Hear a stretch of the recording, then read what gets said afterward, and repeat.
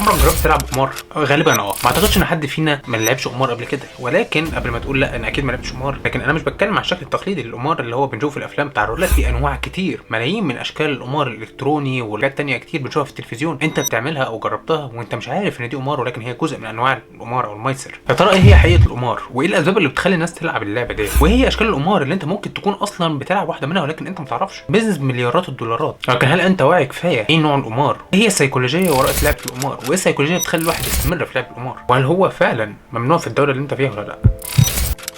القمار هو الميسر، هي لعبه الفكره ببساطه وتنطبق على كل انواع القمار سواء الكترونيه او غيرها، هنتكلم عن كل انواعهم. وهي فكره ان انت بتراهن على شيء معين، بتراهن على كسب شيء معين، او بتراهن على رقم معين، او بتراهن على طريقه معينه، او بتراهن على اسم معين. في المقابل دوت ناس تانية بتراهن على نفس الاسم او بتراهن على نفس الرقم او ارقام تانية، ومجرد الحظ اللي بيختار الرقم الكسبان. لو رقمك هو الكسبان فانت بتكسب بكل الناس اللي راهنت، لو خسرت فكل الرهانات دي بتخسر